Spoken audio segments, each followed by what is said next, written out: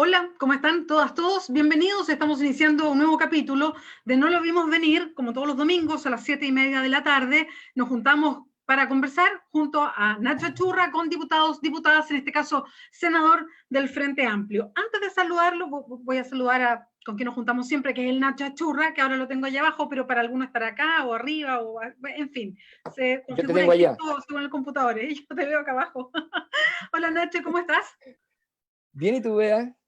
Oye, ¿te ha ido creciendo el pelo Sí, en estos programas, estoy. en el pasar de los Me, programas? me, me- me he ido modificando. He ido ¿Has ido, mutando este has ido tiempo en mutando? No sé si como el cuarentena. coronavirus. Sí, sí, Tú sí, siempre sí. eres buena No para persona en buena, todo caso. no para buena persona en ningún caso, ¿eh? Todo lo contrario. Pero bien, se te ve bien, Nacho, así que qué bueno que nos podamos juntar de nuevo como los domingos. Y vamos a saludar de inmediato a nuestro entrevistado estelar de este domingo, es nuestro senador, el único senador del Frente Amplio, Juan Ignacio Latorre. Juan Ignacio, ¿cómo estás? Bienvenido. Hola Bea, muy bien, muchas gracias por la invitación. Nacho, gusto de saludarlos, de estar con ustedes acá. Hola, Juan Ignacio, un gustazo tenerte con nosotros. Sí, sí. Bien. Bueno, antes de empezar la conversación, vamos a hacer una presentación de Juan Ignacio. Yo a Juan Ignacio lo conocí, bueno, haciendo campaña, y el Juan Ignacio es de los candidatos más respetuosos que yo he conocido. El Juan Ignacio era como tranquilo, piola, así como se acercaba de a poco a sacarse las fotos, y yo me acuerdo mucho de eso. Así que yo celebro mucho que esté hoy día en el Senado a propósito de esa campaña con harto esfuerzo, ¿no? Juan Ignacio, que se hizo ahí en toda la región de Valparaíso. Bueno, es senador de una región completa, vamos a conversar de eso, lo que significa representar a una zona tan grande, y la región de Valparaíso además es una región que es como un Chile en miniatura, porque le lleva de todo, desde la costa, tiene zona portuaria, pero tiene cordillera también, o sea, zonas geográficas muy distintas, y tiene una representación más bien de Chile, en toda la problemática que puede tener. Hoy día está en cuarentena Viña y Valparaíso, así que vamos a estar conversando sobre eso. Juan Y San Ignacio es Antonio. psicólogo, Y San eh, Antonio. estudió, tiene su origen porque sus padres son de allá, en Viña, en Quilpué, pero después vivió en Santiago. Él es psicólogo, pero se fue especializando más bien en temas que tienen que ver con la organización, ¿no? Con organizaciones sociales, con la economía colaborativa, con la economía social. De eso nos va a contar harto. De hecho, trabajó mucho en fundaciones y organizaciones que tenían que ver con eso, con el trabajo más social. Así que ahí hizo, antes de entrar a la política, harto de su pega, que es una pega que tiene harto que ver con la política también. Le vamos a preguntar por qué decide dar un paso en la política, aunque tiene ahí algún link con su familia. Su padre fue el director de Corfo en la región de Valparaíso, en la Unidad Popular. Así es que Juan Ignacio nos puede contar algo de lo que se puede acordar, no sé si tanto de esa misma época, porque es bien joven el Juan Ignacio en todo caso. Así que nos va a contar de por qué entra a la política, por qué sí entrar a la competencia para ser senador de la República, si se imaginó siendo senador. Yo siempre le digo al Juan Ignacio que es increíble que te elijan senador y que tú sepas lo que vas a hacer 8 años de tu vida, que es bien impactante eso también, lo estaremos conversando. Así que vamos a la entrevista después de esta presentación a Juan Ignacio Latorre. Dale, Nacho. Estábamos conversando en off con el senador que estamos frente a un fin de semana bien noticioso Sí. en varios flancos, ¿no?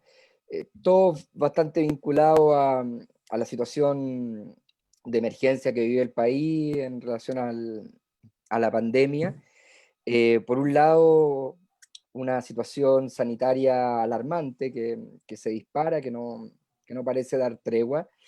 Eh, la salida del ministro Mañalich, que parecía ya, hay que decirlo, un hombre muerto caminando hace ya algunas semanas, desde que él reconociera que no sabía mucho el Chile con el que está trabajando, digamos, y que se le habían caído todos sus modelos, ya venía en una caída, y creo que hubo varios factores que lo aceleraron. Por cierto, la carta en la que participó Bea junto a otras mujeres, eh, y luego lo que terminó de cuajar ayer, que este pacto, acuerdo, le han tratado de dar pompa, acuerdo nacional, pero un acuerdo económico para enfrentar la pandemia. Entonces, yo quisiera partir con lo más contingente, Juan Ignacio.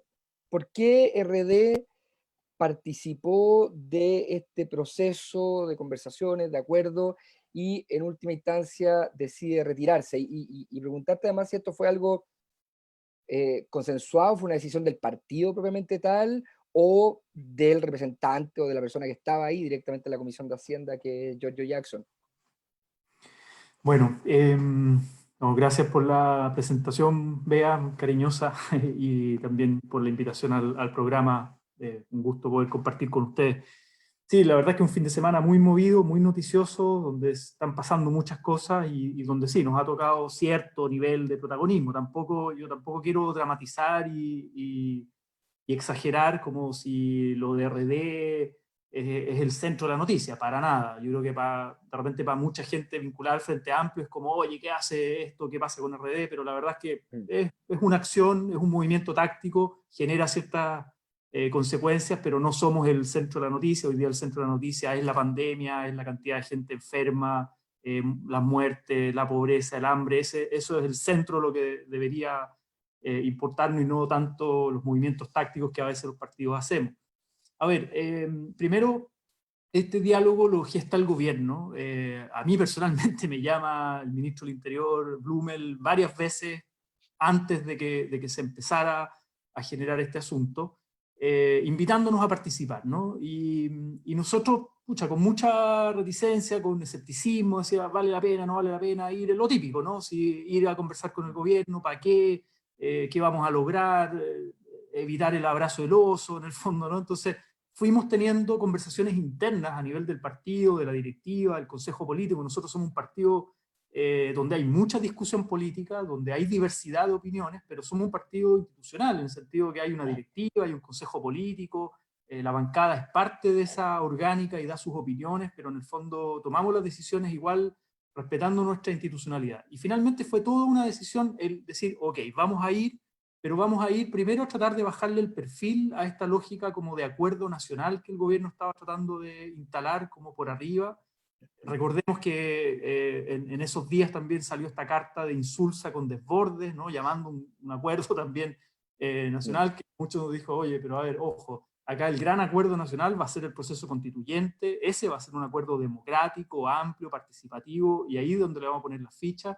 Y nosotros a lo que estaríamos disponibles es a un acuerdo de tipo económico, fiscal, en la línea de lo que, por ejemplo, el Colegio Médico, que yo creo que hizo una movida muy interesante, Isquia Siches y la directiva del Colegio Médico, de convocar este grupo de economistas bien diverso, donde estaba Claudia Sangüesa también, que es militante de Revolución Democrática, pero también había otros economistas de la ex Concertación y de centro derecha, en el fondo.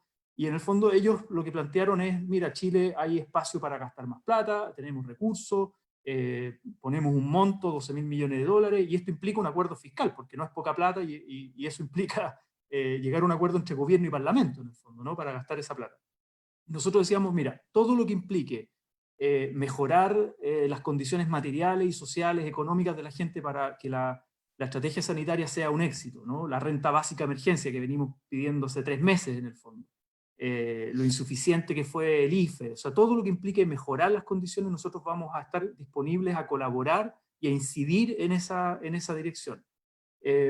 Por lo tanto, es como poner la pelota al pie, digamos, al piso, y decir, a ver, esto no es un gran acuerdo nacional, nosotros no estamos disponibles para saltarnos el proceso constituyente, pero sí para enfrentar con mejores condiciones económicas y sociales la cuarentena, la pandemia y las consecuencias, y la crisis humanitaria en el fondo que tenemos con la pandemia. Entonces así se gestó y eso fue una decisión. Ahora, nosotros dijimos desde el día 1, se lo dije yo a Blumel, lo dijo el partido, la Cata Pérez como presidenta del partido, nosotros no queremos fotos, no queremos firmar cheques en blanco, no estamos disponibles para la parafernalia, digamos, de las manitos alzadas ni nada de eso. Estamos disponibles para un trabajo prelegislativo. El gobierno dijo, ok, nosotros queremos llevar esto a Hacienda, a las comisiones de Hacienda, nosotros ahí tenemos un representante que es Giorgio Jackson, la misma Claudia está disponible a colaborar y a seguir conversando con los economistas, pero obviamente después el gobierno tiene que mostrar sus cartas y llevar los proyectos al Congreso. El Congreso seguirá su debate democrático, y ahí hay otros que no que no fueron invitados o que no quisieron participar. Por ejemplo, el Partido Comunista está el Dani Núñez, que es diputado de la Comisión de Hacienda, es presidente de la Comisión de Hacienda de la Cámara de Diputados, él tendrá un rol que jugar ahí. Y hay otros que no fueron invitados y que tienen todo el derecho a opinar y a participar en ese debate. Entonces, bueno, y ahí estuvo Giorgio, estuvo Claudia, estuvieron muchas horas disponibles a trabajar, reuniones, conversaciones, etcétera, 2 semanas, 10 días más o menos, como muy intensa.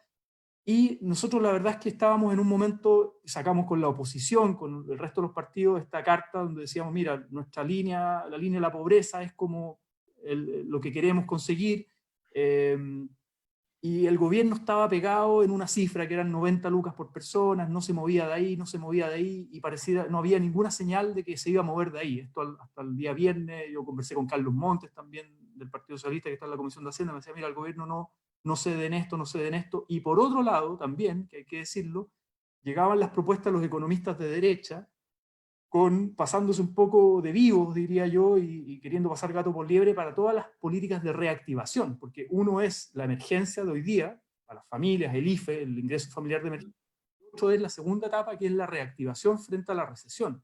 Y ahí querían meter, o quieren meter, digamos, un montón de cosas que, es decir, ojo, esto hay que estudiarlo con más calma, esto requiere más análisis, los criterios tributarios, sociales, ambientales, laborales, en el fondo habrá que estar muy atento a la justicia de esos criterios, ¿no? Y esto no es llegar y aprobar un paquete completo, ¿no? Y estábamos en ese tira y afloja, y veíamos que el gobierno no se iba a mover mucho de ahí. Y quería llevarnos, en el fondo, a la típica imagen de la foto, la firma de protocolos, de acuerdo, ¿no? Y como llevando a Giorgio también a que firme. Y ahí es donde tomamos la decisión, esto además entre medio de la renuncia de Mañalich, la carta del Frente Amplio pidiendo, la BEA, y la carta con la Maya, con Carmen Hertz, con Carmen Frey también, todo lo que fue con Mañalich, todo lo que salió de CIPER, digamos, que fue brutal, ¿no? Las cifras de muertos a la OMS, los movimientos sociales, por otro lado, en punto de prensa el día sábado, este bloque de movimientos sociales con los que nosotros tenemos mucho diálogo político, la FECH, UCAMAU, Modatima, Colegio Profe, la ANEF, diciendo aquí casi que no hay que dialogar con el gobierno. Entonces nosotros estábamos en ese escenario y dijimos, ¿sabes qué? Hasta aquí llegamos, no estamos para firmar algo que nos deje medio atrapados en el fondo y que no nos deja conformes. Creemos que avanzamos algo, pero no del todo lo suficiente, y tomamos la decisión táctica en el fondo de bajarnos, hasta aquí llegamos, mande sus proyectos al Congreso, y nosotros nos bajamos antes de que nos llevaran como al tema de la foto y la firma y qué sé yo. Y curiosamente, apenas nos bajamos nosotros, siguen las negociaciones, siguen las conversaciones, y el gobierno pone 10 lucas más, llega a las 100 lucas por persona. Estaba, en el fondo, antes estaba en 90, iban a ser 360 lucas por una familia de 4 personas, ahora van a ser 400 lucas. Igual queda por debajo la línea de la pobreza está en 450, nosotros pedíamos eso. Pero es un avance, yo lo valoro como un avance para la gente, ¿no? Y por lo mismo yo hoy día salía en redes sociales diciendo, bueno, valoro mucho el trabajo de Giorgio, la Claudia ahí, trataron de correr el cerco, incidir, pero también habrá que mirar con lupa todo el paquete de reactivación, eso habrá que mirarlo con lupa. Y por otro lado, acá lo que se necesita también es un cambio de estrategia sanitaria, y el gobierno siempre, esto yo lo hablé con Blumel varias veces, decía, oye, pero junten la estrategia sanitaria con la económica, júntenla, esto va de la mano, tiene que ser algo integral. Decía, no, es que yo estoy acá en lo económico, estamos en el marco fiscal, la crisis económica, muy preocupados de eso, la reactivación, y la crisis sanitaria, ahí el que manda es Mañalich. Esto hace 2 semanas atrás, ahí el que manda es Mañalich, entonces, como escindido, ¿no? Completamente escindido. Y lo que necesitamos es algo que esté integrado en el fondo, ¿no? Entonces, que haya un cambio de estrategia sanitaria y que lo económico vaya de la mano y sea complementario. Entonces, por ahí fue un poco la decisión. Bueno, Ignacio, sí, que probablemente vamos a entrar a eso, pero y antes de que la Bea también te pregunte, yo para cerrar esto nomás, quiero hacer un poquito de abogado del diablo respecto precisamente al carácter táctico de esta salida en última instancia, digamos, porque estoy jugando el rol, ¿no? de abogado del diablo, porque si uno recoge ciertas impresiones, digamos, efectivamente uno podría pensar, escucha, pero ¿para qué concurren? O sea, cuando uno entra a un espacio de negociación y acepta que uno va a proponer y que va a tensarse y que va a haber una disputa y que va a haber finalmente un promedio de la intereses o necesidades o demandas de cada sector.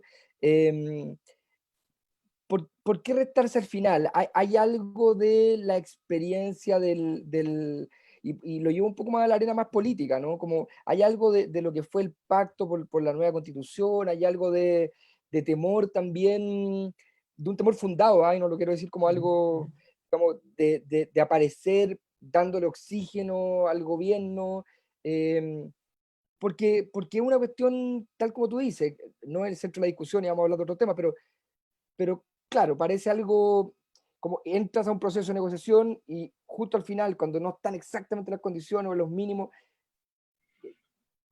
¿por qué? ¿Cómo lo ves tú eso, digamos? Esa jugada Sí, táctica.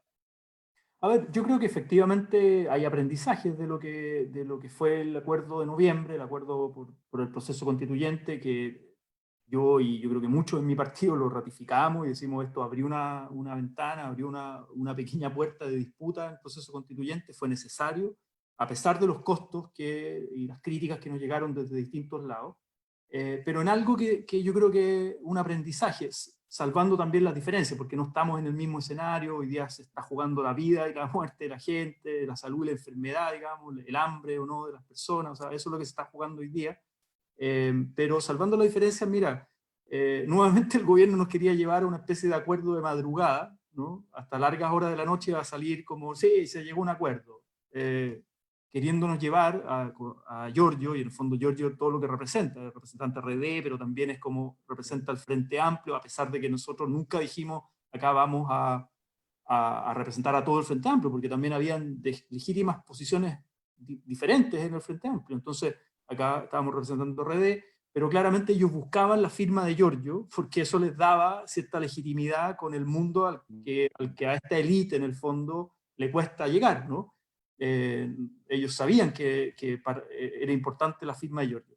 Y por otro lado, nosotros teníamos altas probabilidades de llegar, o sea, si seguíamos en la mesa, esa reunión en el fondo el día sábado, seguíamos en la mesa hasta la madrugada, habían altas probabilidades de no llegar a mucho más de lo que estábamos el día anterior. Eso eran altas probabilidades. De hecho, fue una buena sorpresa. A nosotros, cuando decidimos bajarnos, no esperábamos que el gobierno pusiera 10 lucas más. No se veía por ninguna parte eso. Fue una buena sorpresa. Entonces, pero así todo es por debajo de lo que nosotros pedíamos, que era la línea de la pobreza.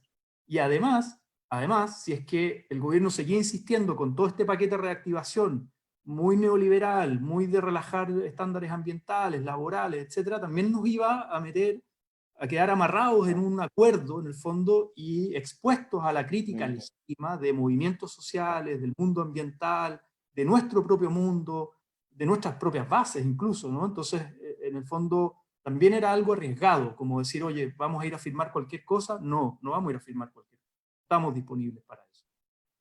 Fue como un aprendizaje. Y también hubo muchas conversaciones con este mundo social, con la sociedad civil, durante el proceso, digamos, ¿no? Como para calibrar la apuesta. Incluso con la gente del Partido Comunista también hubo conversaciones con ellos, ¿no? Entonces, ahí fue como un poquito llevando la comparación, ¿no? Como el proceso constituyente a este otro proceso.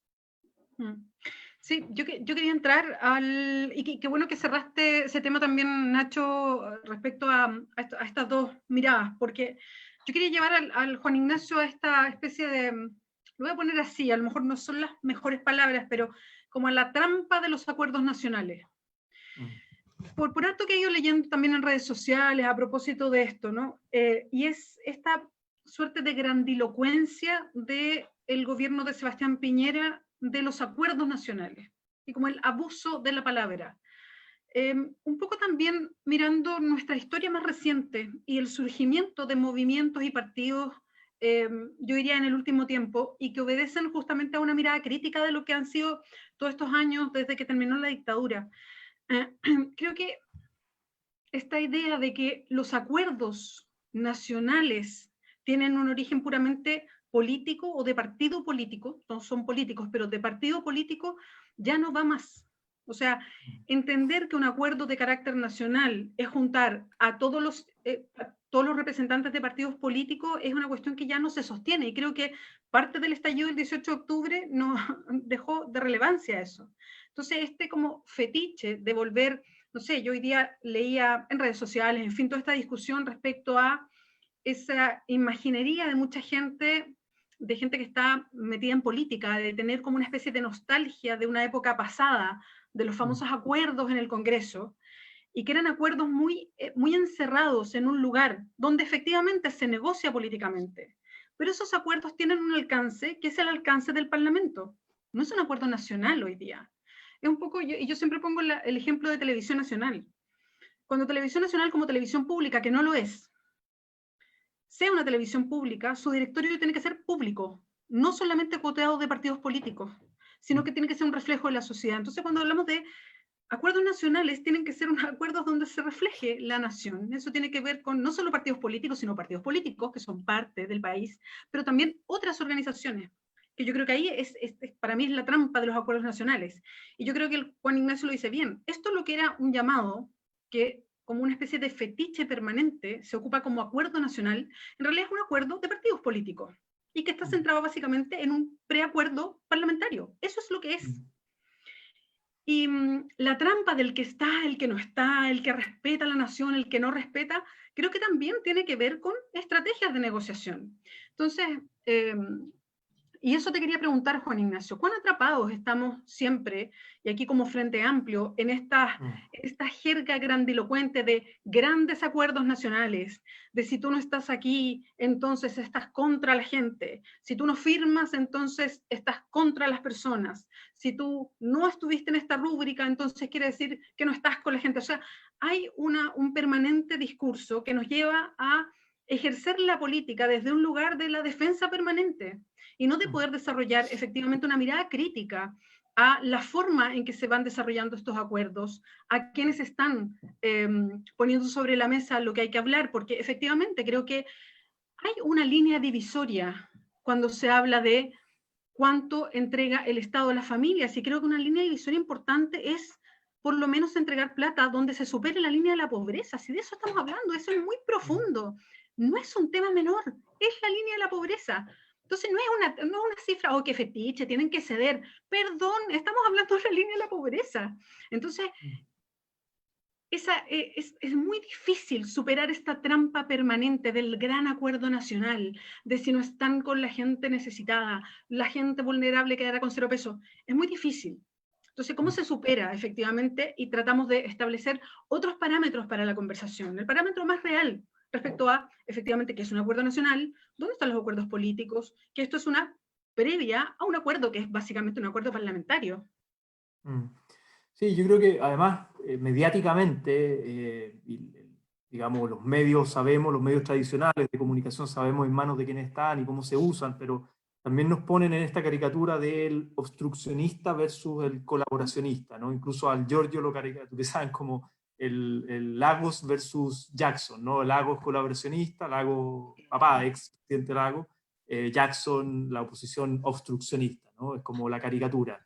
Que nos oponemos a todo, que decimos que no a todo, cuando en el fondo lo que hacemos es nuestra pega desde la oposición, criticar proyectos de ley que vienen, visión mixta muchas veces, digamos, para mejorarlo, ¿no? Tratar de incidir, rechazar algunas cosas, pedir votación separada, decir, mira, vamos a aprobar esto porque nos parece algo que es un avance para la gente, pero esto otro nos parece que es un retroceso desde el punto de vista de la justicia social o ambiental o lo que sea, y lo rechazamos. Bueno, estamos permanentemente en ese dilema, y además en un escenario muy presidencialista donde todo lo que implica gasto público es de iniciativa exclusiva del Ejecutivo, del presidente. Entonces, en el fondo, por más que nosotros quisiéramos que la renta básica de emergencia esté como mínimo en la línea de la pobreza, que es como una línea, digamos, un consenso ético, ¿no? Debería ser, eso no basta con la voluntad nuestra, ¿no?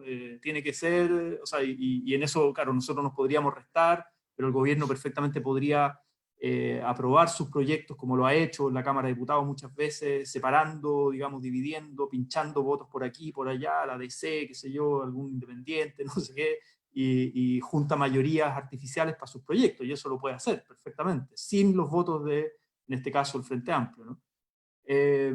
Ahora, yo creo que, dicho eso, a mí, por ejemplo, la semana pasada me tocó tramitar y votar un proyecto en el Senado sobre los profesionales, que boletean, las personas que boletean honorarios. Trabajo honorario. Claro, un proyecto malísimo del gobierno, completamente insuficiente, que proponía 75 lucas por persona, después les daba un préstamo a la gente para que, ¿no? Para que después lo cobre al año siguiente.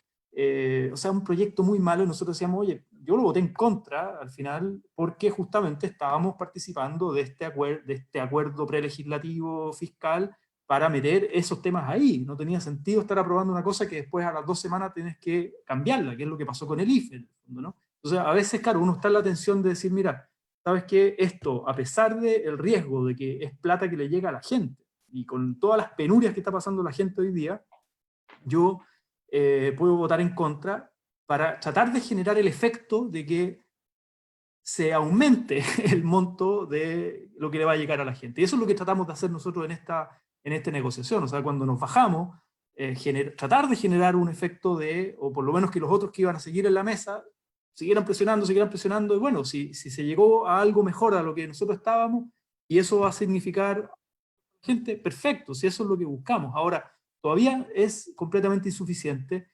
y yo creo que no están los tiempos, no está el escenario social, la pandemia, la crisis humanitaria en la que estamos para andar celebrando acuerdos grandilocuentes. Yo creo que en eso no estamos para eso. Y menos acuerdos que son cerrados con algunos partidos, unos sí, otros no, en el fondo, por más que nosotros estuvimos, ¿no? En ese sentido, dejan de ser acuerdos como con legitimidad. Acá se necesita buscar consensos muy amplios. Por eso le decíamos y valoramos en el fondo la propuesta del Colegio Médico en el sentido de formar una mesa de crisis, mesa para abordar la crisis que sea amplia, que sea con los especialistas de la salud pública, con el Colegio Médico, las universidades, las municipalidades, la APS, ¿no? O sea, el liderazgo de la autoridad sanitaria tiene que ser colaborativo, transparente, mostrando los datos, no como Mañalich, que escondía y se llevaba la pelota para la casa y con muy poca transparencia. Y tenemos el fracaso que tenemos en el fondo. Entonces, ese es el cambio que uno esperaría, ¿no? De la política, y un poco el rol que yo creo que nos toca a nosotros. Es decir, mira, estos partidos tradicionales llevan 30 años jugando memoria a los acuerdos, a los acuerdos en el Congreso, entre los partidos políticos, acuerdos cerrados entre cuatro paredes, digamos, y yo creo que hoy día hay que democratizar. Esto implica algo mucho más amplio y mucho más complejo por lo mismo. Juan Nacho, Ignacio, dale, ¿me dejas leer un por poquito los favor. comentarios? Y Dale, sigue. vea. Es que llegan harto y hartos saludos. Magdalena Díaz manda muchos saludos, dice que están en familia. Matías Marín dice aguante, aguante Valpo. Giovanna Santonizo dice genial este programa, qué bueno verlos otra vez. La misma Magdalena dice Juan Ignacio es un gran descubrimiento, muy directo y claro. Javier Agaete dice que nos saluda desde Maitencillo. Karen Vandrell dice saludos desde Keilen. RD respeta a sus militantes, toma en cuenta nuestra opinión como debe ser militante de RD y ratifica lo que dice Juan Ignacio respecto a las preguntas. Jessica Pérez dice, hola, tanto tiempo, me alegro mucho porque no está mirando. Joaquín Aravena dice, grande, ahí nos saluda a todos. Manuel Labra, lo más grande, Juan. Valeria Cárcamo dice, excelente, muy clara con el escenario político, un abrazo al panel, y a nuestro senador de la región, Elisa Pinto, dice, acuerdo de la élite política, no del pueblo en sí, plebiscito para decidir. Patricia Churra dice, siendo tan importante el tema de la salud y la vida de miles de personas en nuestro país y estando conscientes del pésimo manejo realizado por Mañalich, quisiera valorar la primera aparición del doctor París, donde pareciera ofrecer un manejo distinto al de su antecesor. Quisiera conocer sus opiniones y deja ahí puesta la pregunta.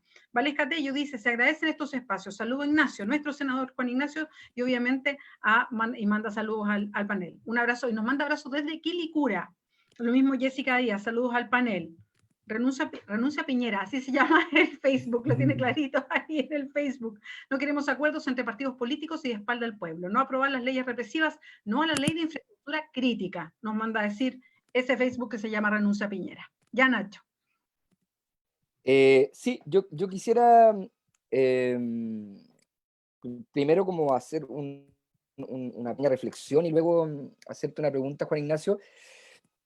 Creo que hemos tocado tangencialmente o parte de lo que tú has puesto, y la pregunta la vea dos ámbitos que hoy día creo que son muy prioritarios para entender o para pensar o reflexionar o explorar como el ámbito político, ¿no?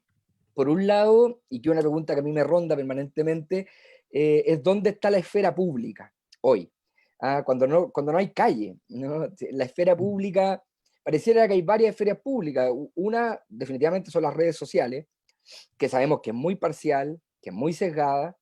Otra que son los medios de prensa, los tradicionales, sin querer queriendo, nosotros hacemos alusión a los columnistas que forman parte de esa esfera pública, a los medios hegemónicos. Esa es una cuestión que me ronda mucho, porque tiene mucho que ver con desde dónde se sitúa una alternativa política como el Frente Amplio. Y me parece que esa es una discusión interesante que podríamos abordar, pero yo quería profundizar en lo que tú estás planteando y bajo esta perspectiva. Tú decías que finalmente el Frente Amplio o RD en este espacio un poco se tensa con el gobierno, y en algo que pareciera que ya es como una suerte de, como que uno podría simplificar la discusión permanentemente, ¿no? Como en la oposición, particularmente los sectores más de izquierda, pidiendo más recursos del Estado, y el gobierno tratando de contener, digamos, el gasto público. Y yo quisiera preguntarte o pedirte una reflexión respecto a qué hay detrás de aquello, porque si uno lo mirara desde un punto de vista estrictamente comunicacional y con una cierta lógica populista, uno podría pensar que para el gobierno, en la situación actual, además, después del 18 de octubre, sería un buen negocio soltar plata, ¿no? Como decir, estar mezquinando plata en este momento, podrían gastar mucha plata y con eso a lo mejor recuperar cierta adhesión política. Entonces, creo que una buena pregunta es decir, ¿por qué el gobierno, digamos, en una mirada mezquina tanto los recursos públicos en una situación de pandemia, con sectores que realmente lo requieren? No es que estén pidiendo, que uno podría relativizar la discusión, decir, oye, pucha, el sector cultura, por ejemplo, no, es que están las industrias creativas, bueno, como visión ideológica, aquí es concreto, la gente tiene que quedarse en la casa y necesita comer, ¿cierto? Entonces, uno podría aventurar dos acercamientos a eso. Uno de orden cultural y decir, bueno, aquí hay una élite que está acostumbrada a tener el control y simplemente no está dispuesta a perder una gota de poder ni de control. Y cuando dicen esto, ya casi que entra en una cuestión de un tira y afloja, decir, no, esto es lo que nosotros dijimos y esto es. Y otro, un ámbito más político, que es decir, aquí se está defendiendo una visión de mundo, una ideología, un rol del Estado, en vista también a una perspectiva de una discusión nacional en el marco del plebiscito. ¿Qué es lo que tú crees que hay detrás de esta aparente mezquindad del gobierno para soltar recursos para algo que ahí podría cuestionar lo necesario, lo imprescindible, lo urgente? Mm, buena pregunta. Yo, mira, mi reflexión, y escuchando también, estando en el Congreso, escuchando al adversario, ¿no? Yo me detengo a escuchar al adversario y también leyendo las columnistas de derecha. No se nos tiene que olvidar esto, que estamos de derecha y con un sector, y con la derecha tiene sus diversidades también y tiene sus líneas, ¿no? No es homogénea. Pero hay sectores en la derecha muy duros. Es decir, cuando tramitamos, para poner un ejemplo, viendo tu pregunta, Nacho, cuando tramitamos el IFE, el ingreso familiar de emergencia, salió la Pepa Hoffman, diputada acá de la Quinta Costa, de San Antonio, eh, salió diciendo que la gente no podía acostumbrarse a vivir del Estado, ¿no? Y que estaba bien las 65 lucas que puso el gobierno, además que sea decreciente, ¿no? Que sea decreciente, o sea, que vaya disminuyendo, y felicitaron a Ward y a Sichel de ser los halcones duros que resistieron a la embestida de la oposición que les pedía más, ¿no? Esto no fue el año pasado, ¿no? Fue hace un mes, ¿no? Dos ministros que no están en sus cargos a todo esto. Además, claro, con el juego de enroques que hizo Piñera salieron, pero en el fondo esa disputa en la derecha, o sea, tienes a la UDI muy fuerte diciendo, ideológicamente diciendo, no ceda a la oposición, no conceda. Por un lado, tienes Piñera propiamente tal, que es un empresario, inversionista, especulador financiero, ¿no? Tienes un segundo piso como la roulette, que es muy conservador desde el punto de vista económico. Entonces, no se nos puede olvidar que este es un gobierno de derecha, profundamente de derecha, ideológicamente de derecha, ¿no? Si tú le tocas la propuesta, por ejemplo, del impuesto a los súper ricos, que es algo que lo tuvimos nosotros en nuestro programa, encabezó la propuesta de los súper ricos, ahora el PC también sacó como una ofensiva, en el fondo, mira, desde un 2,5% a las familias súper ricas con un patrimonio de 10 millones de dólares podría recaudar tantos miles de millones de dólares y eso ponerlo. El gobierno cerrado esa discusión. Sale el empresariado a decir, Juan Sutil a decir, no, no, eso no corresponde. Y todos los medios a decir, no, no, no, este es un pésimo momento para ese tipo de ideas populistas, digamos, ¿no? Entonces, ese es el tipo de respuesta. Y por otro lado, que no se nos olvide también toda la parafernalia que han montado con el tema de las cajas de mercadería. Cuando Piñera decide, porque esto fue una decisión de Piñera, de la moneda, ¿no? Con la resistencia, y me consta, lo sé, con la resistencia de muchos ministros que no estaban de acuerdo, y de la sociedad civil que le dijo a Piñera, sociedad civil solidaria, llámese Hogar de Cristo, llámese un montón de organizaciones que tienen acceso a este mundo de la élite, dijeron, no cometan la tontera de las cajas de alimentos, eso es complejo, difícil, es caro, transfiéranle la plata a la gente, transfiéranle, ¿cuánto vale la caja? ¿30 lucas? Transfiéranle las 30 lucas a la gente en cuenta RUT. Y tenemos el pastelazo que hubo el fin de semana, ¿no? La semana pasada con la Natalia Castillo, que le llegó la caja a su casa. Ese es un ejemplo, pero hay muchas denuncias de gente que dice, oye, yo no necesito la caja, y la están repartiendo al tonteo. Y en el fondo, ¿por qué? ¿Qué hay detrás de la caja de alimentos? Parafernalia comunicacional, aumento en ganar algunos puntitos en las encuestas, ¿no? Juegan con la vulnerabilidad de la gente, ese protocolo nefasto, miserable que salió de la SECOM, oye, tomen video de la gente agradeciendo, casi llorando y nombrando al presidente Piñera. Todo eso es una lógica comunicacional, electoralista, de clientelismo, de asistencialismo, propia de la derecha, propia de la derecha. O sea, en el fondo ellos, y ojo, y el empresariado, sí, de lucrar en medio de la crisis, en medio de la pandemia, siguen con su lógica de lucrar y sacar una tajada en esta crisis. Por eso es que a mí me preocupa mucho los proyectos de reactivación. En el fondo el empresariado dice, oh, estamos en reactivación, estamos en recesión, acá el Estado se tiene que poner, y obviamente quiénes son los que están ahí detrás con sus proyectos de carretera hídrica y un montón de cosas, ¿no? Juan Sutil, entre otros, en el fondo, ¿no? El representante de los empresarios. Entonces, ese es el marco en el que estamos, ese es el gobierno con el que estamos, en el fondo. Ahora, yo también creo, y estoy de acuerdo contigo, y yo sé que hay visiones en la derecha que dicen, oye, esto es una tontera, nosotros tenemos que poner plata ahora, también le iría bien al gobierno, subiendo, si en el fondo ponen más plata, gastan más en apoyar a la gente, pero no, han sido súper mezquinos, ha sido súper difícil. ¿Tú crees que es una cuestión ideológica? O sea, hay una defensa de una mirada y también de una... con lo que podríamos llamar como el resto del país, ¿no? Como la élite y el resto del país, que es una mirada desde lo asistencialista, que tiene ciertos rasgos propios de cómo la élite se ha acercado históricamente también a la ciudadanía, en una mirada más amplia, ¿no? Absolutamente, ellos están convencidos de que el sombrero que están pasando los empresarios para juntar cajas de mercadería o comprar ventiladores, etcétera, es un aporte que ellos hacen. Eso es mucho mejor que les suban los impuestos, por ejemplo, entrar en una discusión de justicia tributaria, ¿no? O la lógica de que no vivan del Estado, de aumentar el gasto público. Ellos decían, no, pero el país se va a endeudar mucho. Y todos los economistas te dicen, oye, Chile tiene margen para endeudarse, tiene ahorros, gaste de los ahorros ahora.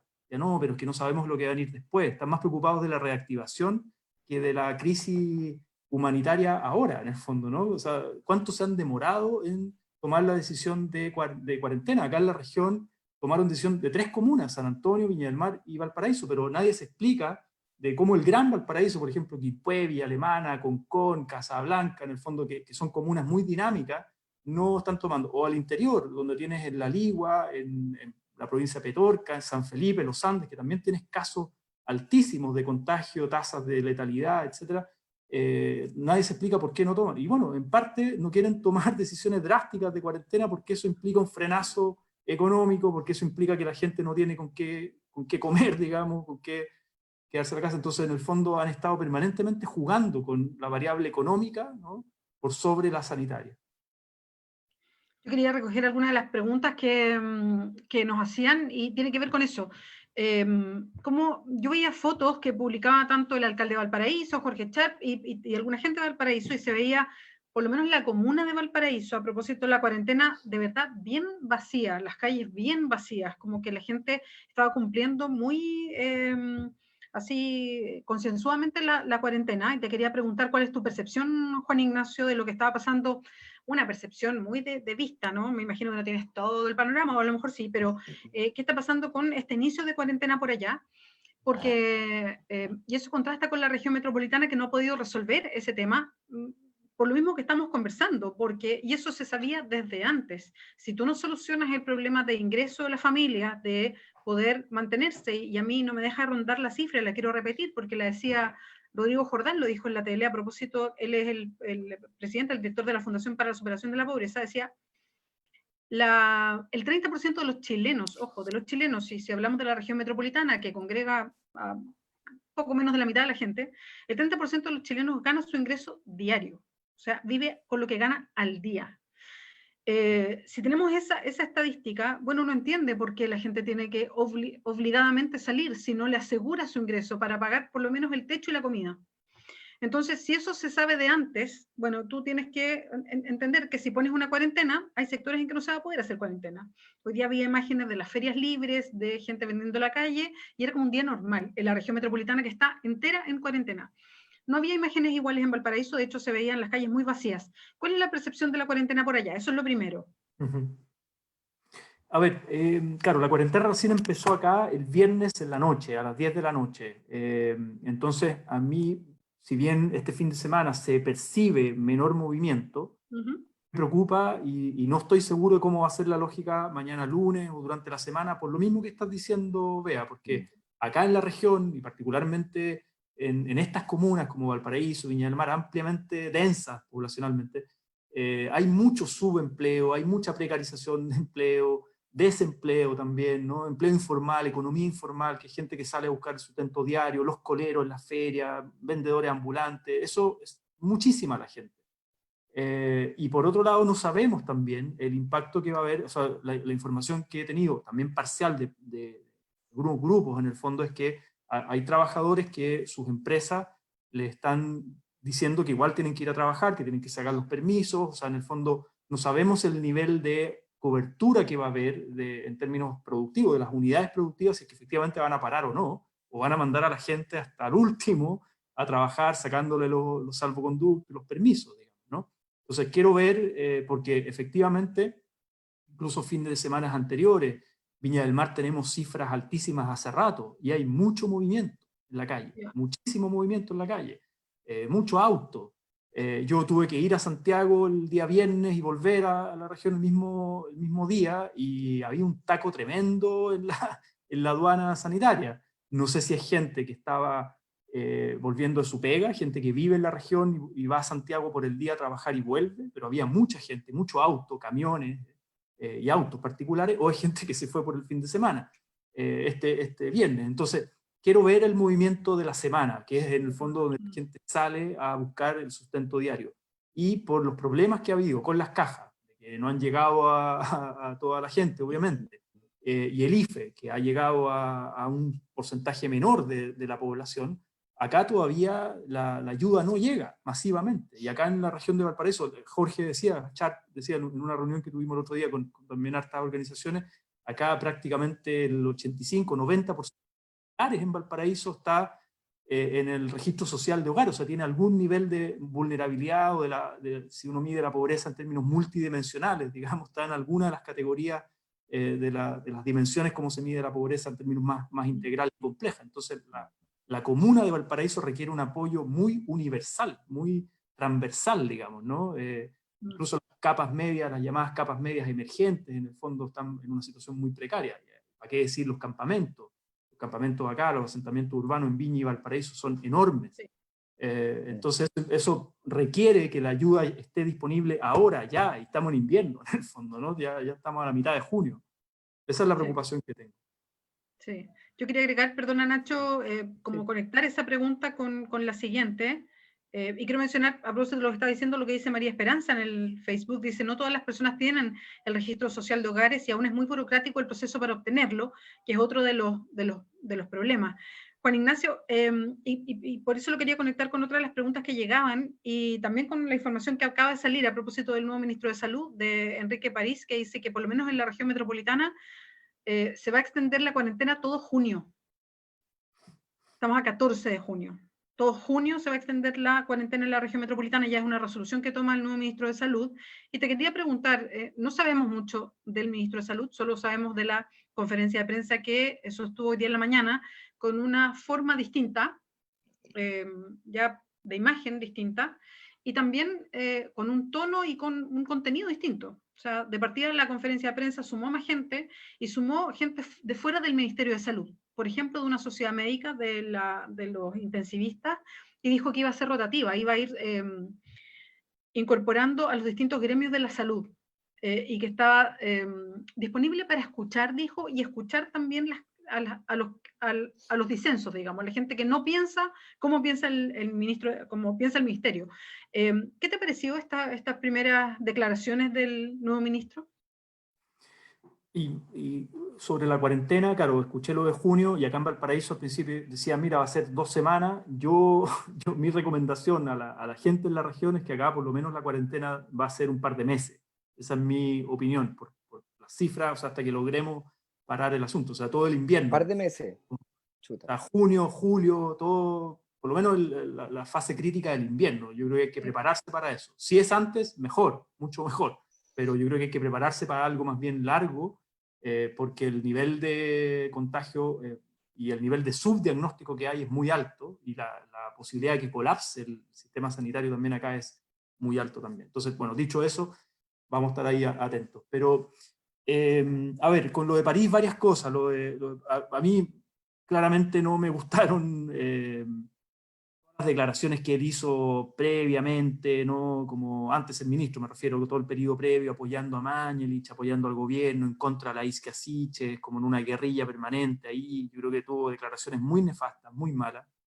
Y espero que, volviendo a esta lógica, que no se nos olvide que estamos con un gobierno de derecha que calcula muy bien su jugada, espero que no sea una jugada táctica, entre otras, para aplacar una especie de guerrilla con el liderazgo emergente de Isquia, ¿no? Espero que no sea, porque en el fondo recordemos que París sonaba como como candidato, digamos, presidente del Colegio Médico, o sea, en una disputa con la actual directiva, ¿no? Y fue abierta, fue frontal. Entonces, que o lo pongan hoy día de ministro de Salud, puede haber una jugada política, y lo digo también con conocimiento de lo que escucho de la gente de la UDI, en el fondo, de cómo están muy urgidos con el liderazgo emergente de Isquia, ¿no? Entonces, que haya una movida política de taponearla, quitarle protagonismo, hacer una guerrilla por abajo, de baja intensidad, etcétera, ¿no?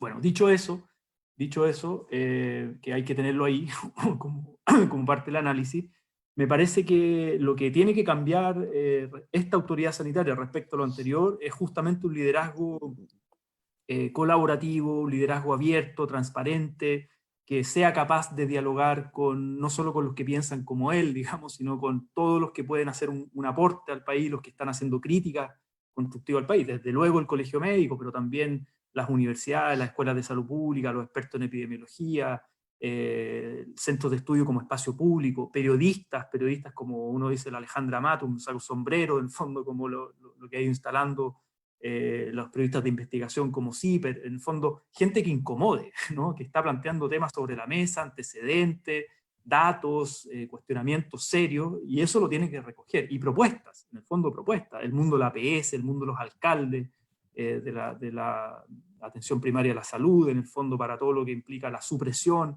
la trazabilidad, el aislamiento. O sea, el cambio de estrategia sanitaria tiene que ser de fondo y tiene que ser con un nuevo liderazgo. En ese sentido valoro la primera puesta en escena de él hoy día, que haya tenido ahí con una puesta en escena con otros actores, poniendo los datos sobre la mesa, siguiendo recomendaciones, pero yo creo que tiene que ser mucho más activa y mucho más rápida. Por ejemplo, hoy día decían, bueno, tenemos mayor capacidad de disponibilidad de residencias sanitarias, que hoy día es clave en la estrategia sanitaria, que existan residencias, ojalá en cada comuna. Acá en la región todavía hay muy poquitas residencias sanitarias, y tienes que prepararte para miles de casos en el fondo, y aislar esos casos, efectivamente. Bueno, o la capacidad de testeo, tiene que aumentar significativamente la capacidad de testeo el país. Lo ha aumentado, pero tiene que hacerlo mucho más. Juan Carlos Said, un especialista en salud pública, dice tiene que 5 veces aumentar la capacidad de testeo, ¿no? Porque todavía el umbral sigue siendo muy alto. Entonces, en el fondo, bueno, son muchas cosas que hay que tomar decisiones rápido, en el corto plazo, crear esta mesa de crisis, en el fondo, ¿no? Vamos a ver si va a estar a la altura, vamos a ver si sigue jugando de ese modo, que en el fondo necesitas credibilidad, necesitas que la autoridad sanitaria sea un interlocutor válido, que es lo que ya no tenía Mañalich, ¿no? Mañalich ya era insostenible, ¿no? Pero valoro esa puesta en escena de hoy y espero que siga por ese camino. O sea, yo genuinamente deseo que le vaya bien en el abordaje del COVID, porque en el fondo nos va a ir bien como país, digamos, ¿no? O sea, es evidente, tenemos que salir del barro en el que estamos. La cantidad de muertos, de contagio es altísimo, ¿no? Necesitamos que nos vaya bien. Oye, Juan Ignacio, y respecto a eso mismo, entiendo que por el diagnóstico que haces y por el rol además que cumplió el Frente Amplio y el propio RD, hay una evaluación negativa de la gestión del ministro Mañalich. ¿Tú consideras que hay espacio para una potencial acusación constitucional? A ver, sin duda que tengo una pésima opinión de la gestión de Mañalich, y yo creo que estuvo muy bien la ofensiva de pedir la renuncia. Yo creo que ahí también Bea jugó un rol, liderazgo, una articulación también, esa carta de 4 mujeres muy potentes de la oposición pidiendo la renuncia, todo lo que fue ocurriendo estos últimos días. Muchos esperábamos que el cambio de gabinete lo hiciera en el último ajuste de gabinete, saliera y Piñera blindó a Mañalich. Lo que es la información de CIPER, que es gravísima. Yo creo que se han acumulado un conjunto de evidencias, de antecedentes, como para pensar algo serio. Y yo sé que están habiendo conversaciones.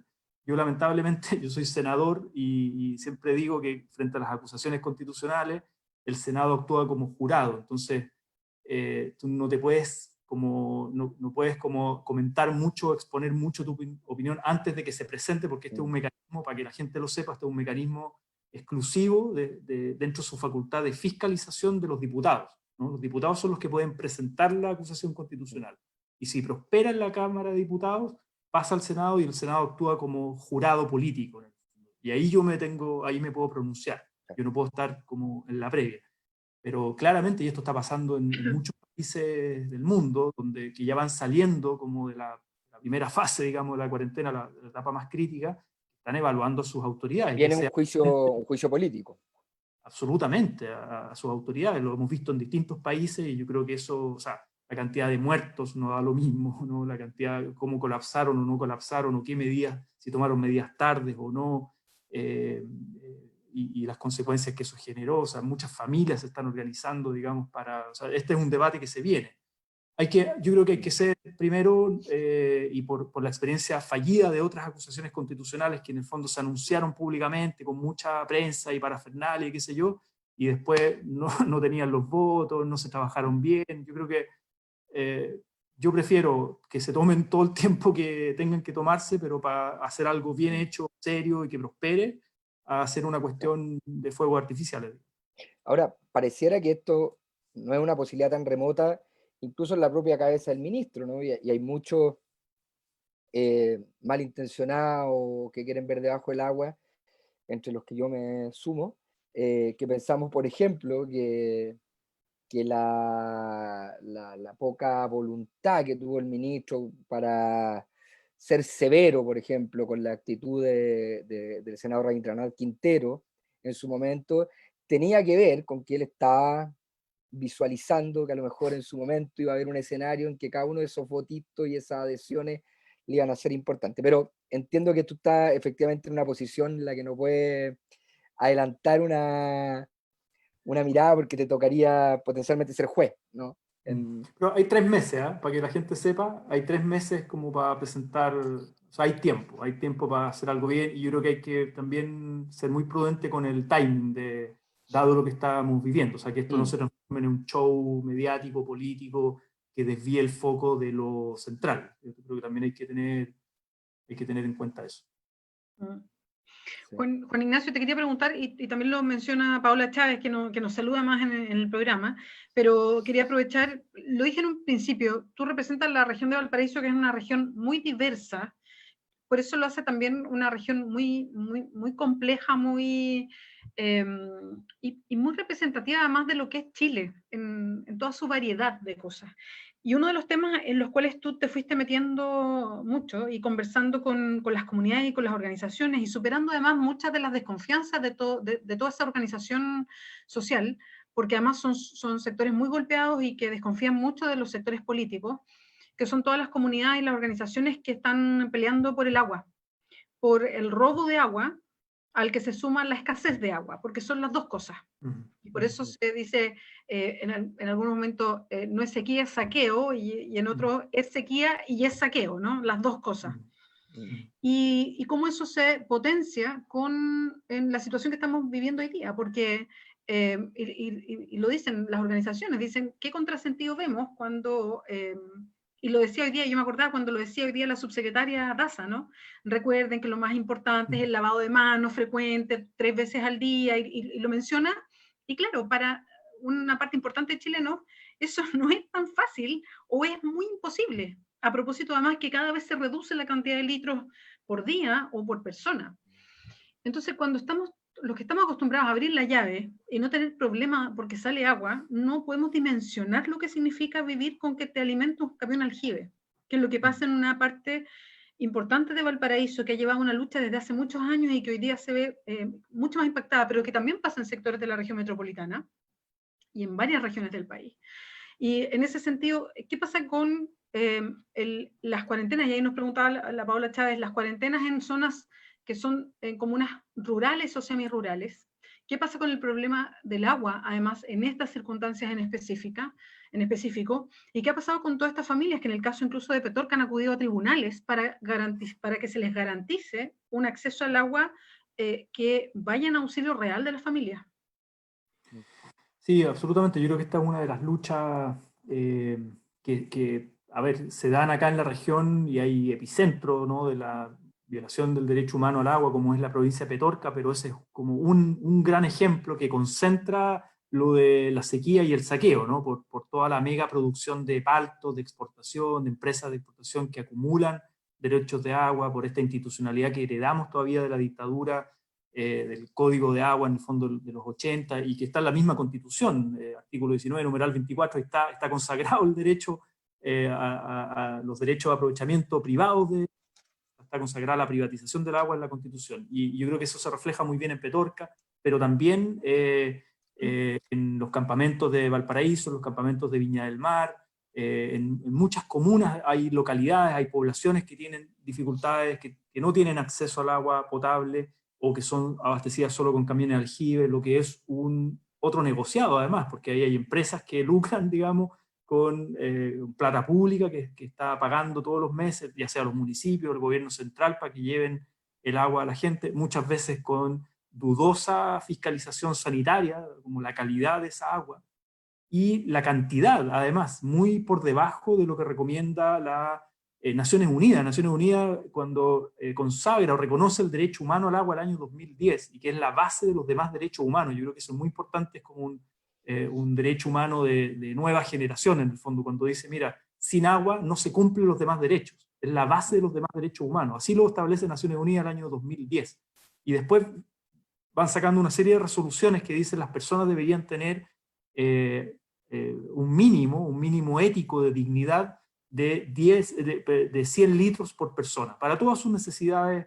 Así calculan, digamos, ¿no?, el cumplimiento del acceso al agua como derecho humano, 100 litros por persona al día. Y cuando en un contexto de pandemia, eso es más urgente aún. Por lo mismo, yo también, cuando hoy día la subsecretaria Daza daba la recomendación de 30 segundos, ¿no?, 30 segundos lavándose las manos varias veces al día, con agua, con jabón. Decía, bueno, hay comunidades acá que tienen menos de 50 litros por persona, menos de 50. Hay algunas incluso que se cuenta 20, 30, hay gente que le cortan el agua y tiene algunas horas en el fondo de agua, incluso le dan agua en la madrugada, o sea, si no te despertaste a la hora que te van a... que te dan acceso al agua y no juntaste bidones, en el fondo perdiste y ese día tuviste menos. O sea, esa es la situación dramática que se vive en La Ligua, en la provincia de Petorca, en Cabildo, ¿no? Eso se está viviendo día a día, en el fondo, ¿no? Y es humillante. Entonces, claro, acá hubo una resolución del Ceremi de Salud hace un mes atrás, en la quinta región, en que pasábamos de 50 a 100 litros por persona, y a la semana siguiente el mismo Ceremi deja sin efecto esa resolución. Y nadie explica por qué. Nosotros fuimos a Contraloría, bueno, se han presentado recursos de protección, el INDH ha presentado recursos de protección, la Defensora de la Niñez, la Pati Muñoz, las comunidades, los movimientos sociales. Muchos de ellos han rebotado una pared en la Corte de Apelaciones de Valparaíso.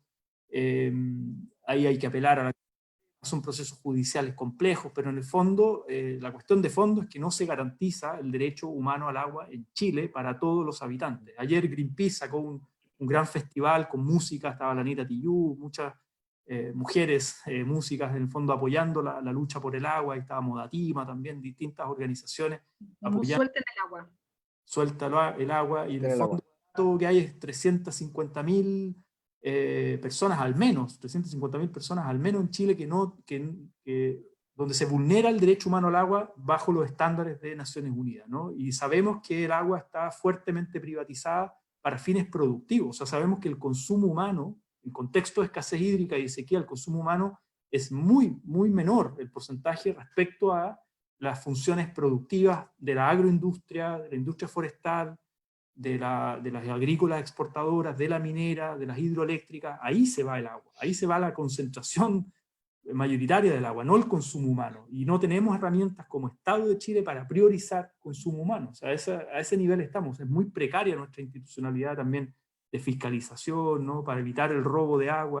Las multas son irrisorias, ¿no? O una agrícola que la descubren desviando agua para los paltos, digamos, o robando agua que no le corresponde, o que está usurpando más allá de sus derechos de agua que ya fueron privatizados y donde se ha especulado. Las multas son irrisorias, lo puede seguir haciendo, paga la multa y lo sigue haciendo. O sea, en el fondo esto es hecho a la medida del gran empresariado. Nuevamente, el agua es algo clave para el modelo económico chileno.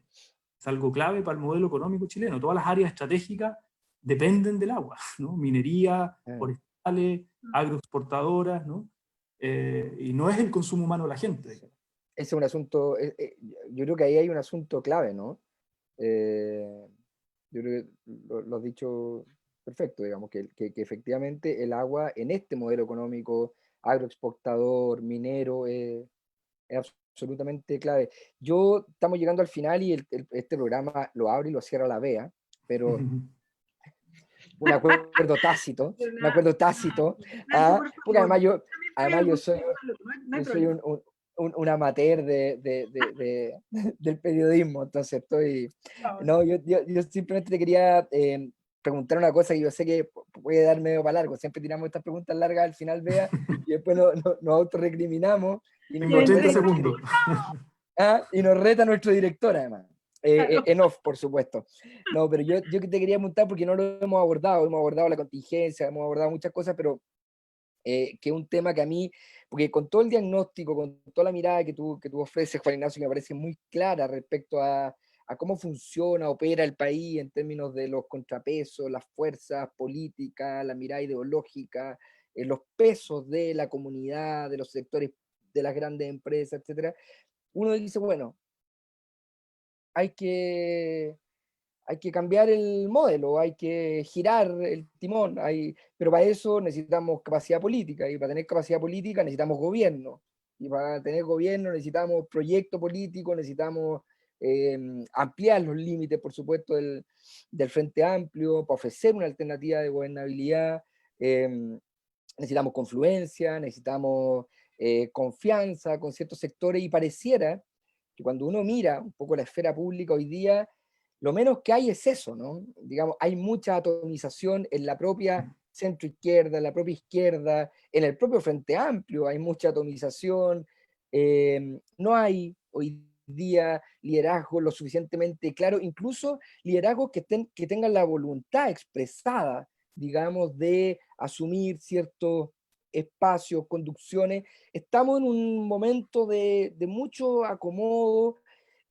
pero se viene un ciclo de muchas elecciones clave para el país, clave, o sea, probablemente el próximo gobierno, el próximo ejecutivo, digamos, va a ser uno de los gobiernos más clave, importante en la historia reciente del país, porque va a ser el gobierno que va de alguna manera a implementar y en cierto sentido terminar de completar estas nuevas reglas políticas.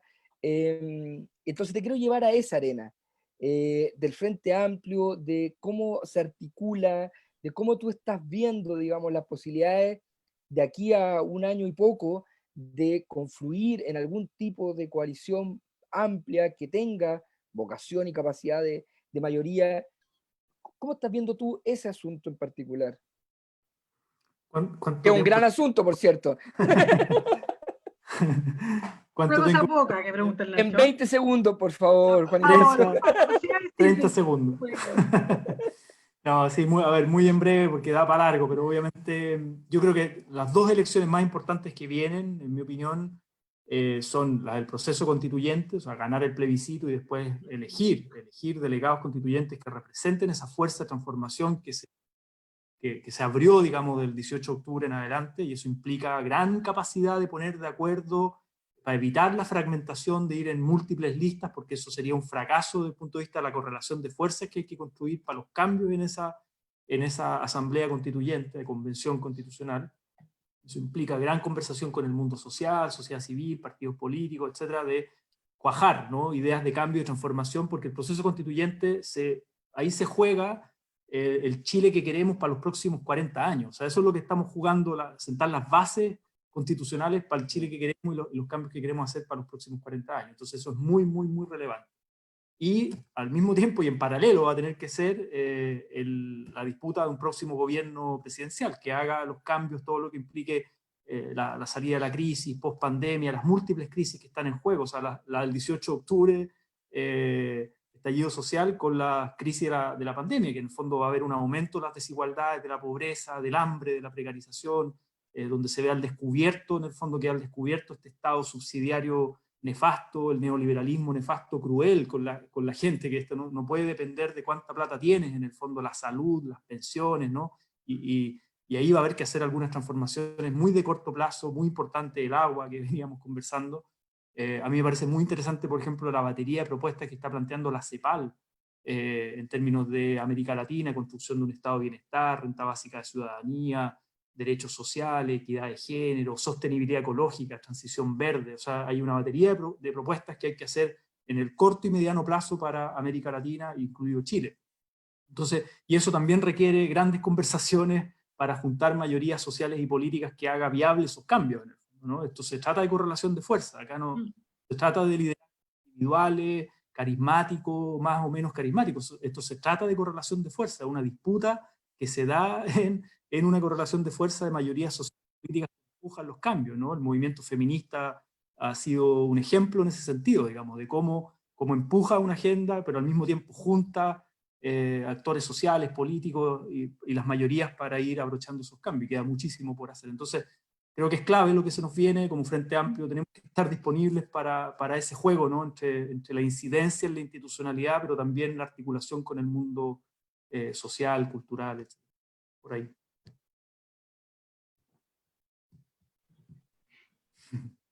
Bien, Nacho, muy bien. Muy bien, muy bien portado, Juan Ignacio. Muy sintético. Cortito. Podría haber hablado todo el programa de eso.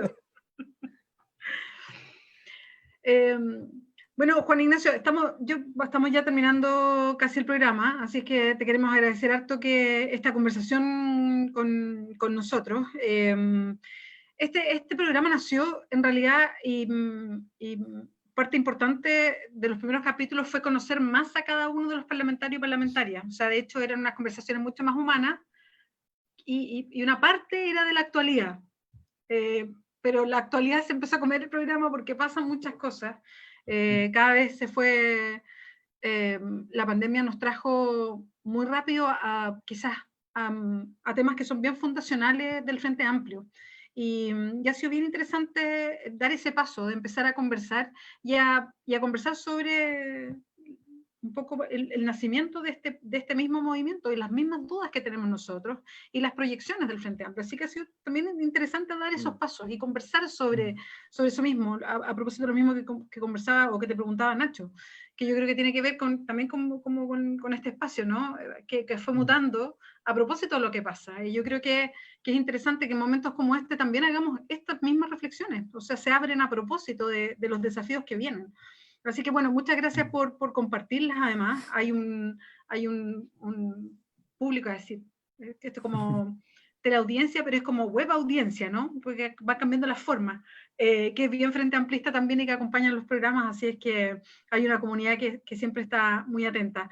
Juan Ignacio, muchas gracias, no será la última vez que conversemos, espero que la próxima nos podamos ver, pero ya uno no sabe con estas cuarentenas cuánto tiempo vamos a estar haciendo los programas por Zoom, por web, pero siempre un gusto conversar contigo.